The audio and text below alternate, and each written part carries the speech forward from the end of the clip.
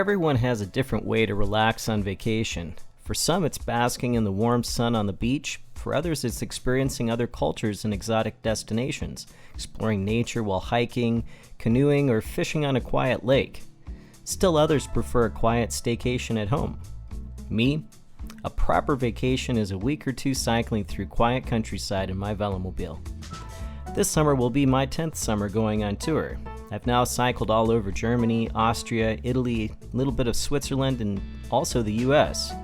These general tips are based off what I've learned so far. Just like different people have different ideas of what a fun vacation is, people have different ideas of what makes a cycle tour fun. I've tried different touring approaches ranging from day trips from centralized locations to tours focused solely on riding longer distances in a big loop.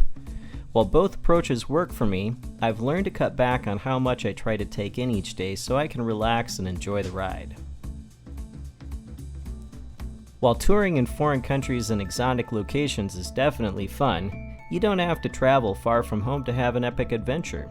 Even here in the US, there are plenty of places to tour, including networks of long-distance rail trails. In many states, you can easily plan a multi-week tour without ever leaving the state. For me, planning is part of the fun of a tour. I love studying maps for route options and dreaming about the adventures I'll have. I've used a variety of online mapping sites like Strava and Plot a Route, Komoot, Garmin Connect, and more recently Ride with GPS. All of these show officially designated cycle routes using the OSM Maps option.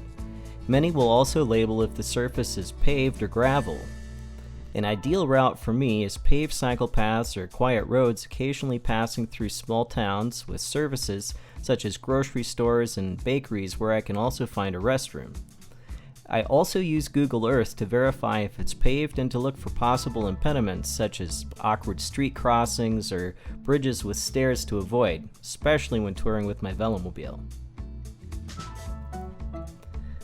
Nothing takes the fun out of a cycle tour like biting off more than you can chew.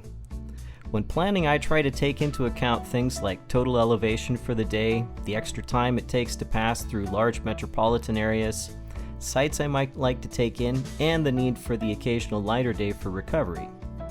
Last summer, for instance, my friend Tom and I decided to try riding 170 miles from Minneapolis to Duluth in one day and then back the next. I misjudged how long it would take by a few hours. We arrived around 9 p.m. with the light fading fast and absolutely famished for dinner. Fortunately, we had lights, but we planned our day of riding a lot better the following day and arrived back home before dark. While you can tour with any bike, remember you'll be spending a lot of time riding, so you'll want a bike that fits you well and can handle the conditions you'll be riding in.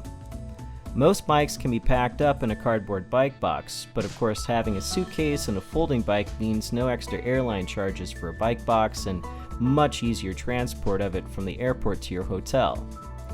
Tire choice is also critical.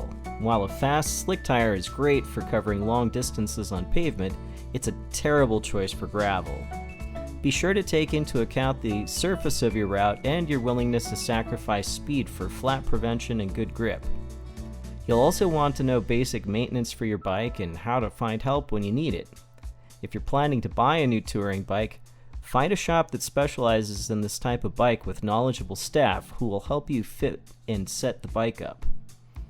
If you happen to be considering a velomobile for touring, be sure to visit www.northlandvelo.com for the US and Canada and www.velomobileworld.com for a list of dealers worldwide. Also be sure to like and subscribe to this channel for more great velomobile content. While it's possible to book hotels on the fly, I learned early on that calling around mid-afternoon for a hotel added way too much stress. These days I pre-book my hotel since I generally know how far I can go each day. Services like Booking.com or the local tourist info office can help you find hotels at your destination. I make sure to pick hotels that I can cancel and that have a secure place to store my bike. When I tour here in the US, I tend to camp more often due to high hotel costs. Since camping in state parks tends to get booked many months in advance, I usually end up looking for private campgrounds. Others use services like warm showers or even Airbnb to find accommodations.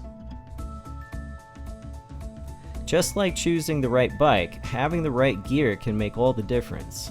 I normally have a variety of clothing for warm, cold, and wet conditions, all of which can dry quickly. I carry camera gear to record my adventures for posterity, and of course tools including spare tubes, tire levers, pocket knife, bike multi-tool, patch kit, wrenches, spare chain links, spoke tool, and a pair of rubber gloves. Of course, I also carry a raincoat, or if riding a non-fared bike, full rain gear.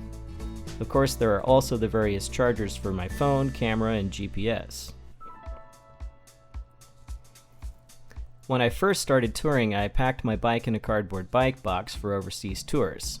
These can be pretty easily sourced from local bike shops. I'd then stash it at a hotel near the airport. I reinforced the bottom of the box and grab handles with duct tape and often taped pieces of a second box to the bottom. The hassle of transporting the box to and from the airport was why I ended up buying a folding bike and suitcase for later trips. For local tours, it's of course much easier since I either start at home or just drive to my location to avoid packing altogether. Overseas velomobile tours are a lot more challenging. Your best option is to acquire a velomobile in the country you'll be touring in and then try to sell it after the tour. We'd all like to think our tour will be nothing but days of blue skies and warm weather. I've had many tours disrupted by weather ranging from heat to torrential rain to even snow. My tour last summer involved multiple days with heavy rainstorms and even one day where it snowed on the mountain pass I needed to cross, leading to an unintended rest day for me. This is where having good rain gear and a variety of clothing becomes essential and brings me to my last tip.